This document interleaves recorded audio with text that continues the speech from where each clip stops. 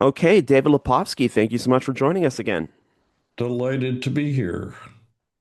Let's talk about, you were on our show around this time last year and we were talking about the what was supposed to be the deadline for creating a barrier-free Ontario, and how we fell significantly short of that.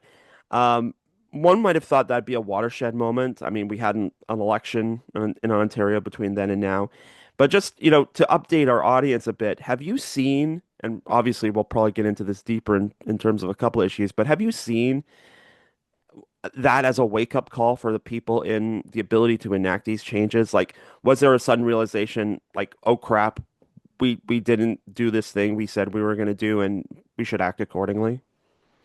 I think there is on the part of some people, but not on the part of the Ford government. Now, I want to emphasize we're nonpartisan. We're not out to elect or defeat anyone, but I got to answer your question fairly. The Ford government has done absolutely nothing to create a plan to kickstart action. In fact, it's been more of the same.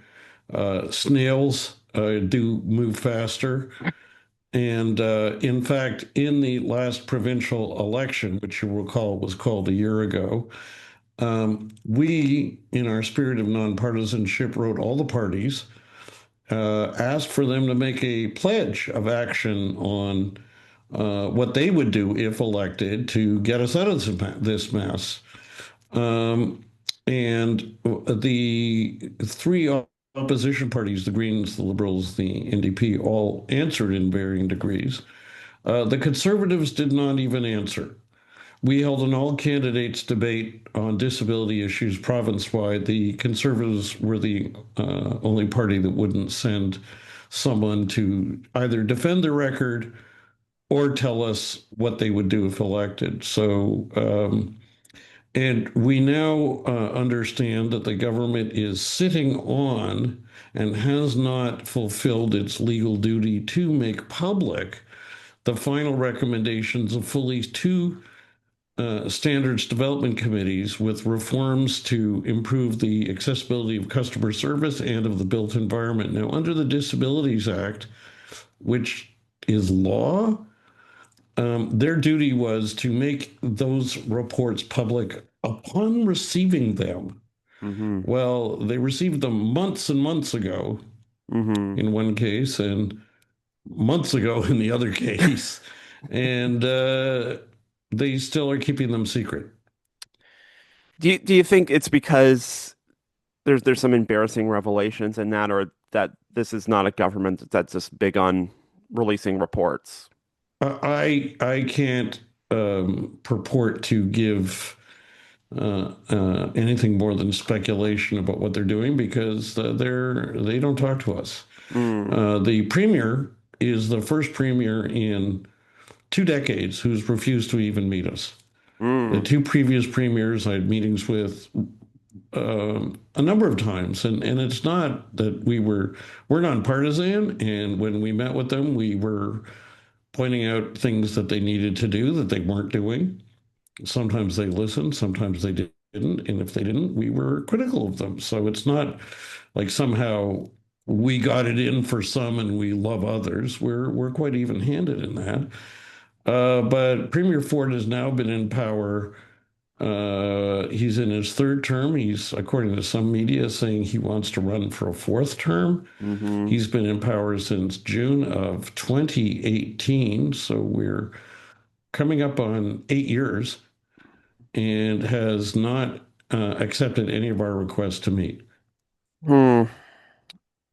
It And it and his it's the minister for accessibility, who's been in since then, who I used to previously have some meetings with, he doesn't meet in his in years. And his office, I've given up even writing the minister's office because it's a waste mm, of time. They don't even answer. hmm. I mean, how hard is that? That, the minister, there's a minister in charge of accessibility, but like you can't talk to them. And I mean, how does that stymie advocacy for someone like Well, you? And it doesn't stymie our advocacy. We're still out doing our thing. yeah. It stymies progress, Mm. but that's, it's not the first time. It's the worst I've ever seen since in 2 decades. Mm, But it's, not the first time we've encountered this. And that's what you don't do community social justice advocacy in the disability space. You don't do it because it's easy. mm, fair enough. Um, okay. I mean, that's where we live, you know. It's like asking a swimmer, do you mind if you get wet? I hear you. I wanted to talk about in particular this one report you've been trying to raise awareness about. You and a couple of other groups, this K to 12 Education Standards Development Committee report, 4 years since it was dropped. A number of follow-up actions that have not been follow-up on. Can you talk a bit about the background about the report? Like how was it developed? Under who was it? Directed, and what was the goal of it? Sure. So here's the situation. We have 2 million students in Ontario funded schools. That's secular and Catholic English and French. 2 million. And over a third of a million of them are students with disabilities. That's a range of disabilities. They could be blind, they could be deaf, they could be hard of hearing, they could use wheelchairs, they may have autism, they may have a learning disability, intellectual disability, mental health condition, the whole spectrum. Hmm. And they have the right to go to school, and they have a right to an equal education under our law, under our Constitution, under our Human Rights Code, under our Education Act. But they don't get an equal education. Mm. We have an education system which is designed predominantly to serve students without disabilities. Now, people listening to those words are going to go, well, wait a minute, what about special education? Special education is an afterthought. It's a, hey, what do we do for these other kids? Um, and it's both underfunded and it's assuming it's plugging into a system that's full of barriers, full of disability barriers. So my coalition started in 2009. So Hmm. that's how long ago is that?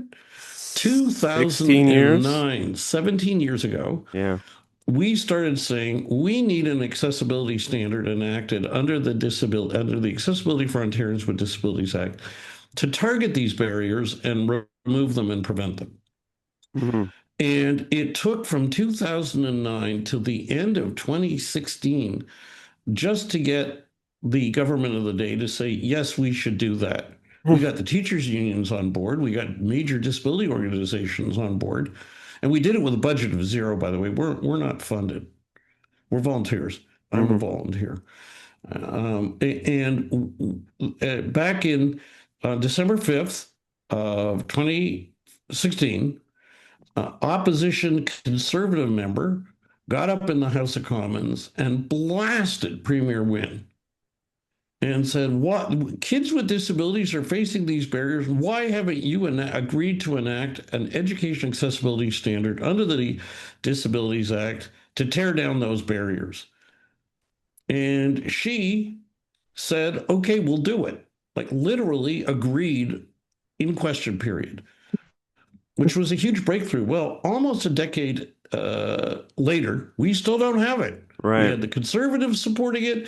We had the liberals supporting it. The NDP have supported it. Green Party are certainly not opposing it. Right? This is not partisan. So what Right. happened? I'll tell you what happened. The liberals took almost 2 years to appoint a standards development committee required under the act. The very first step, an expert committee of independent experts, half from the disability community, half from the educator community, Mm. to come up with recommendations. I had the privilege of being appointed to that committee. We got to work. Then there's the provincial election in 2018. The Liberals are thrown out. The Tories take over. They freeze that committee for over a year. Mm.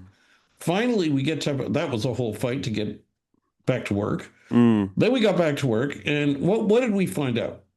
Now remember, this is a committee both from the disability community and educators, equal votes, and we couldn't make recommendations unless 75% of us agreed. So it had to be a broad consensus. Right.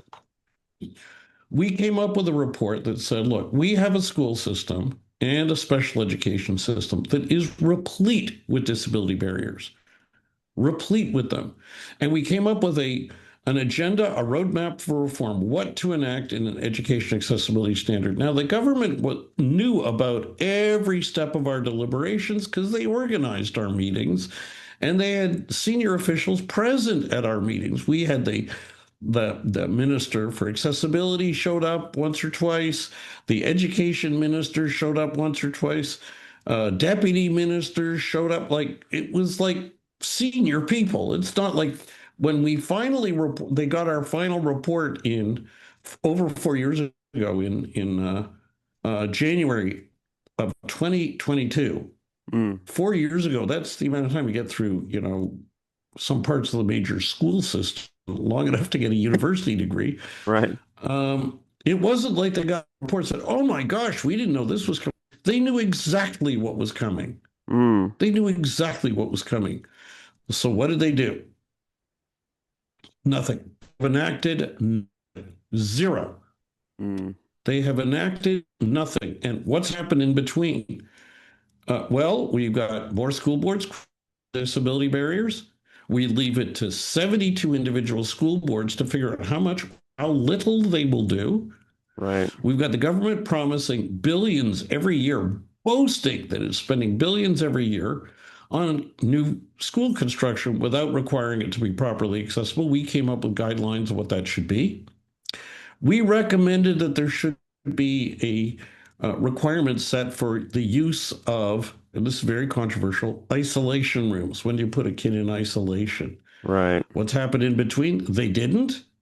And almost 2 years ago, a teenager with a seizure disorder in Trenton Hmm. was put in a isolation room, unsupervised, and he was found dead with his body cold at Mm, the end of the day.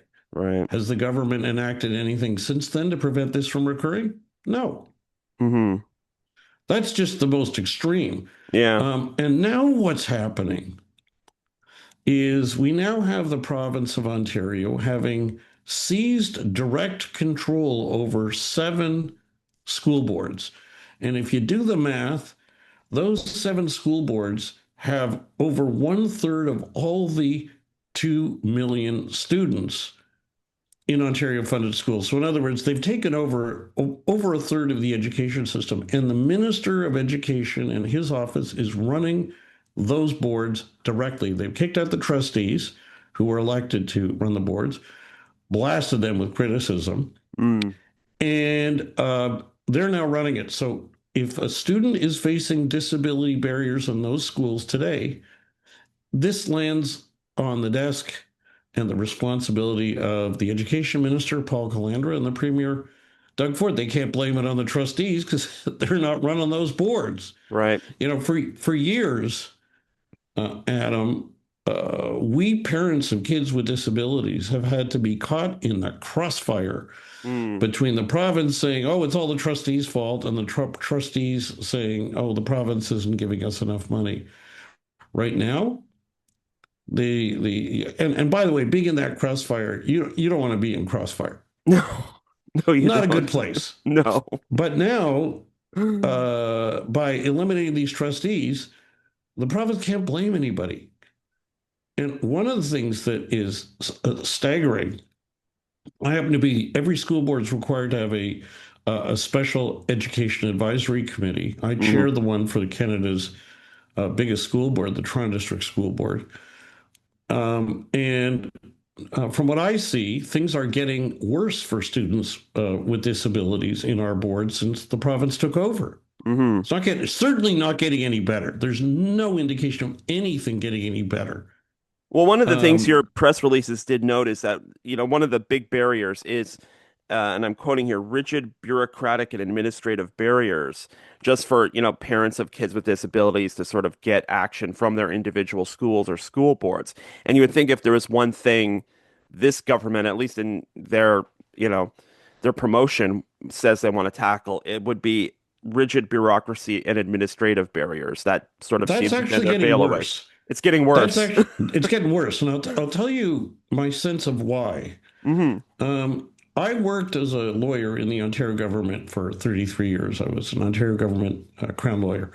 And I can tell you from my time inside government, you got a lot of public servants who want to do a good job, but you need democratic accountability, or else they kind of go on a frolic. Mm, Like any human being, they'll do it in a sure. private organization. It's nothing about public or it's anywhere. You need accountability. Well, the accountability in school boards was to the trustees. You'd have senior officials of the school board who could have to be grilled at public meetings by trustees on Hmm. behalf of their voters, live stream meetings, and so on. Well, what's happened now for boards that are under supervision? That's all gone. Right. So it's kind of like the parents are gone, right? Mm, And what's going to happen in the house? right. And I'm not comparing senior board administrators to being children, don't get me wrong. And I think they want to do the best. I don't think they're bad people. But we've got these people who are, from what I'm seeing, the bureaucratic obstructionism is getting worse. And there's no accountability because the only place you'll see it in public is at our Special Education Advisory Committee meeting every month. And wouldn't you know, the Minister for Education last October ordered that our meetings, for the first time in 5 years, can't be live streamed anymore. Right. In other words, they can be live streamed in the boards where the trustees are on the hook, but they can't be live streamed when the minister's on the hook. Right. But how is that working? Because your committee is still, having its meetings, but those reports from your committee meetings used to go to the board for review and for receipt. Um, I guess functionally, how is that working? The work you're doing at a committee used to go to a board for approval, but now it goes to the supervisor? It goes to the supervisor behind closed doors. Now, I've Okay. met the supervisor for the TDSB a couple times, and Hmm. he's a nice guy. He's a bright guy. I think he means well, but he reports. I know he means well, but he reports directly to the minister. So Mm, this is a politician directing a direct representative in a position like this. And he's not an educator. And I'm not faulting him for that. He didn't pick himself, the minister did. But here's the deal. I'm going to give you a couple of examples. Can I give okay. you a couple of examples of Yes, what we're please. facing? Yeah. So, first, um, they took over the board because the board was running a deficit. The trustees last spring approved a budget and it had a deficit. Mm, And the minister has been blasting them for this is irresponsible and so on. So you'd figure the first thing that the supervisor appointed by the minister would do is review the budget and, fix the budget so it didn't have a deficit. mm-hmm. Like that's the reason they took over. Mm-hmm. Now, last month at our June 12th, or pardon me, January 12th Special Education Advisory Committee, we had the senior TDSB budget official for the whole, responsible for the budget for the TDSB, come in to take our questions. And he did that because it's his responsibility. The TDSB, under provincial regulations, each school board is required to consult their special education advisory committee on the disability or special education budget. But he would also be reporting to the trustees, to a budget committee of the trustees, all public, all live streamed, all politically accountable through, the electoral process. The trustees are there.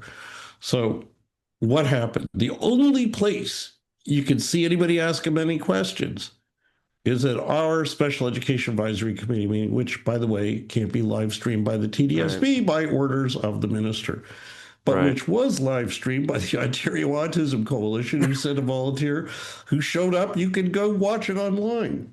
Mm, Okay, so what happened? So I asked this gentleman. I said to him, "Look, every year around this time, you come and report to us that the province gives you less money than you need either to meet your special education requirements or even to operate the overall board. And I'm not faulting this individual. He's, I guess, an accountant or something. He's just reporting to us. And I said, every year we're asked to write the province and ask for more funding. I said, we've had a supervisor installed last June because of the deficit. Have there been any cuts? And if so, what are they? Hmm. And now, let me be clear, Adam, I'm not advocating for cuts Right. at all. If anything, they're underfunded. But I want to know if that's what they came in to do, what did they cut? And you know what the answer was? This is amazing. Hmm. Um, it is, they said, the gentleman who presented, his name is Craig Snyder, said that the TDSB is still operating under the same budget that the trustees approved last fall or Right. last spring. So no What cuts. does that mean? The very reason that the premier gave for taking over the board, once they got in there, they didn't see where to cut or that they should cut or whatever. So I Yeah. bet so that I'm just describing this and did I mention that the minister didn't want this live streamed Yeah. by the Yeah. board? Yes, you did. But so here's another thing. I'm going to give you another illustration. Okay. And the you know what the under the regulations, if we make a recommendation, we the Special Education Advisory Committee, the trustees cannot make a decision on it without giving us a chance to be heard. And they did. Mm. We'd pass a motion, and I would go before, as the chair, I could go before the trustees, again live streamed, make my pitch, and then the staff could make their pitch, senior staff. And we only went there if we were raising something that we thought needed to be done, which the staff didn't agree. If we could work it out with the staff, there's no need to take up the trustees' time. Hmm. So the staff wanted last spring to raise the number of students that would be allowed in two categories of special education classes. And we said, that's not good because the more kids in the class, the worse it's going to be for meeting their needs. And the Hmm. staff didn't agree. And we debated at one of our committee meetings, not mine personally, and because we couldn't agree, we brought a motion and a recommendation to the Toronto District School Board trustees Hmm. last June. It turned out, we didn't know this at the time, it was their final meeting because right afterwards, not because of this, but Ford kicked them out. Mm. And the staff opposed our position. And the trustees, majority of them voted with us, said don't raise those class sizes. And I'm sorry about that. I don't know if you can edit this, but I apologize. Yeah. The In any event, the so what happened? The trustees went our way, decided this is a bad idea. Well, they get booted out again, not because of this. And within 3 weeks, the new supervisor obviously is approached by the staff. We're not in the room, it's all behind closed doors. And the supervisor overturns the trustee's decision, raises the size of those classes. That hurts Wow. kids with disabilities. Yeah. And what's significant is this. Under the regulations, as I said, the trustees could not make a decision on one of our recommendations without first giving us a chance to be heard. The supervisor steps into their role, their shoes. Hmm. We weren't given a chance to be heard by him before he made a decision. Right. We made several motions, recommendations late last fall at a meeting, and the trustee essentially rejected them, kicked them back to staff who didn't agree with us.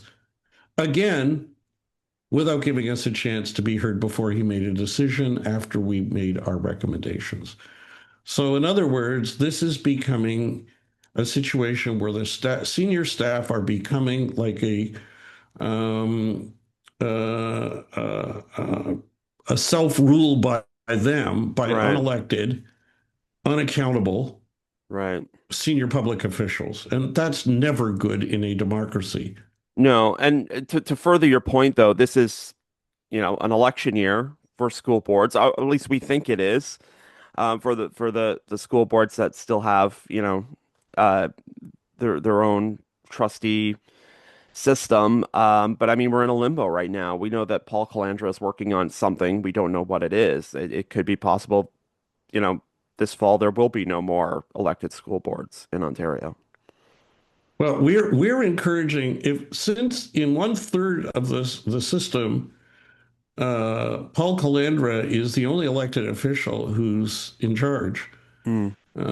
We've launched a campaign inviting parents of kids with disabilities, all parents, if you got a problem at school, better call Paul. That's the name of the campaign. Okay, call him. And we did a news conference at Queen's Park last week because we also responded 3 days after we launched our Better Call Paul campaign. Um, you got a problem with what's going on with your child at school? Just call the minister's office. Ask him. He wants to run these things directly or through his direct appointees. Ask for his help. Mm. Um, and 3 days after we announced that, what did he do? He directed all school boards to come up with, establish a student and family support office to take calls if you've got a problem. The five of the seven boards that are taken over have been required to set those up. But guess what? They don't get a dime of new provincial money to Of fund course them. not. Of course not. According to a City News report, the TDSB for 250,000 students, 40,000 are students with special education needs. There's two staff in that office, Hmm. two staff, and there's no assurance they have any expertise in disability education. No, they could be just So, people who know how to use the phones and can write stuff down. well, they apparently were the staff who used to support the trustees, and Ah, that's what we've been told. And nothing against them, but still. And what we've said is, look, we've actually been campaigning for a recourse to go to if you can't get solutions. You've lost your last resort. You've lost the trustees. But is this going to be a trick or a treat? right. Are they going to actually intervene and try to solve problems? Or are they going to simply call the principal or superintendent, get the party line, and then repeat it to the parents? If that's all they are, it's going to be enormously frustrating. Well, you can't Well, say if you you only didn't get a got two, response.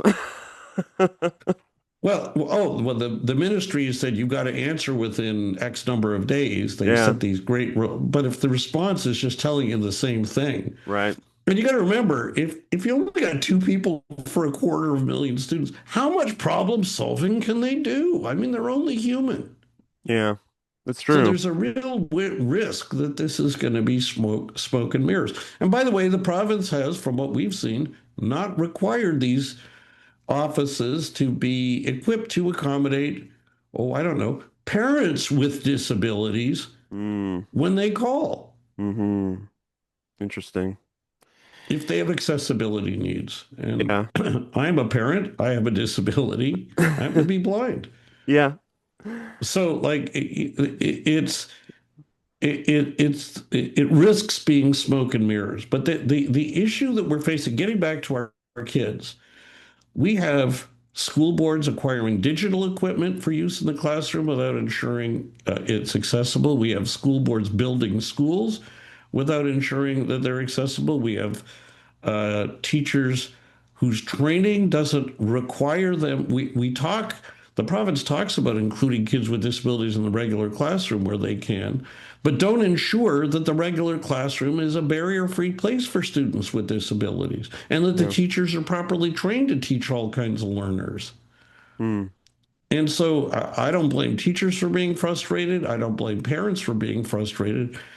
The province has known about these barriers for 4 years and has enacted nothing. And yeah. that is really a disservice to all kids, kids whose parents are liberals, who are conservatives, who are NDP, who are green, and parents who don't have any political affiliation at all. Yeah. Well, I mean, we could talk about this for another 30 minutes, but I did want to highlight time. If people want to hear more about disability issues and fighting for greater access and creating a barrier-free Ontario, you have another outlet for that, correct? Well, we got a couple. First thing is, please sign up to get our email updates. We send out regular updates to let you know what's going on. Go to www.aodaalliance.org. I'll say that again, aodaalliance.org. And right at the top, near the top of the page, it says sign up for our newsletter. Just stick in your email address. And we don't solicit money. We're unfunded and we want to stay that way. Hmm. You can follow us on TikTok at AODA Alliance, on Twitter, I still call it that, at AODA Me Alliance. too. We have a Facebook page. Check us out. But also, we have a spanking new podcast. And if you're a podcast listener, and if you're with us now, I think you are. Sign up for our podcast. It's fun. It's called, get ready for this name, Disability Rights and Wrongs, the David Lepodcast.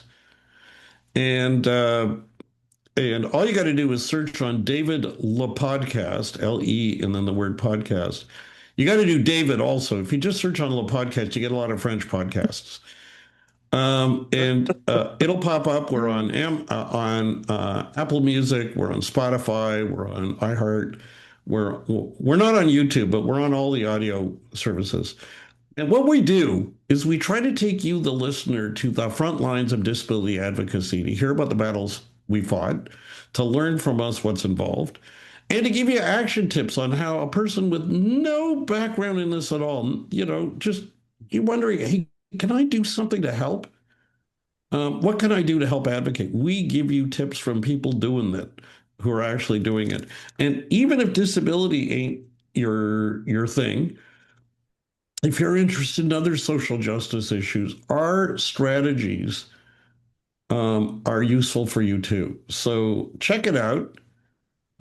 We try to make it interesting and engaging, and also tell other people to listen to it. What I've learned is that most people find out about their podcasts from other people who've listened to a podcast. Hmm. We don't have an advertising budget. So, Disability Rights and Wrongs, the David LaPodcast. We don't just talk to people who are doing the advocacy. We also want to talk to people who've received our advocacy. I wanted to find out from a politician what works when you're trying to get a meeting and trying to persuade you. And we were Mm. very fortunate. I got a chance to speak at length with former Premier Kathleen Wynne. Hmm. In fact, you could hear her and me talking about the backstory of that question and question period that led a decade ago to her committing to um, develop and enact an an education accessibility standard. And so you've got two episodes. There was so much good in it. We broke it up into two episodes of Hmm. me asking her what works, which is quite an extraordinary opportunity. And her tips will be meaningful for anyone advocating on anything to a politician. Hmm. Well, David Lepofsky, who may have missed his calling in marketing, we'll have to leave it there. But we appreciate your advocacy and your insights today. Thank you for joining us again. Thanks so much for including me.